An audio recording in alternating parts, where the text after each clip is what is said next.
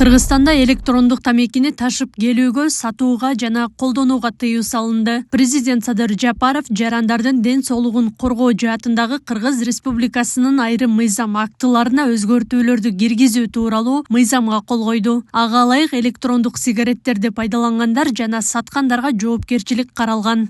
Электрондук тамекини колдонгон жарандарга 10 000 сом, юридикалык жактарга 60 000 сом айып салынат. Ал эми аны саткан жеке жактарга 20 000 сом, юридикалык жактарга 65 000 сом айып каралган. Электрондук тамекини ташып келгендер 2 айдан 1 жылга чейин түзөтүү жумуштарына тартылат же 1 жылга чейин белгилүү бир иш жүргүзүү укугунан ажыроо менен 100-120 000 сом айыпка жыгылат.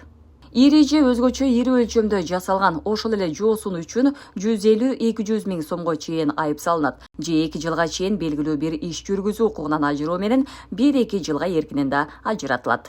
Мыйзам 2024 жылдын 23 октябрында Жогорку Кеңеш тарабынан кабыл алынган. Максаты жарандардын ден соолугун жана бакубаттуулугун никотинди камтыган электрондук сигареттерди колдонуудан коргоо болуп саналат. Дарыгерлер дагы электрондук тамекилердин ден соолукка зыян экенин айтып келишет. Ошол никотинди туура ошол түздөн түз өпкөн ичине жеткирип берүүчү система деп айтсак болот. Ошондуктан тамекиге караганда дагы бул вейптин зыяндуулугу өтө чоң деп ойлойм да. Биринчи учурда бул өпкө рагын алып келиши мүмкүн, андан ары өнөкөт бронхитке, өнөкөт өпкө ооруларына, бронхоэктатическая болезнь бизде өтө көп кездешет. Барып жүрөк ооруларына алып келиши мүмкүн.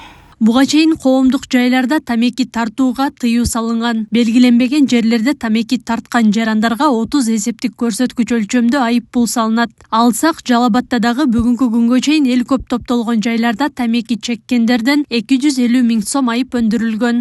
2024 жылдын 10 ай ичинде жалпы Жалал-Абад облусунун аймагында укук бузуулар кодекси боюнча коомдук жайларда тамеки тартканы боюнча 18 жаштан жогорку жарандар 408 протокол түзүлүп, анын ичинен 600 000ден ашуун айып пулдар салынган. Ал эми 250 000ден ашуун айып пул мамлекеттин эсебине өндүрүлгөн. Ал эми электрондук тамекини колдонууга тыюу салган мыйзам 2025 жылдын 1-июлунан тартып күчүнө кирет. Белгилей кетсек, Кыргызстанда 2021 жылдан тарта коомдук жайларда кальян, тамеки жана электрондук тамеки чегүүгө тыюу бар.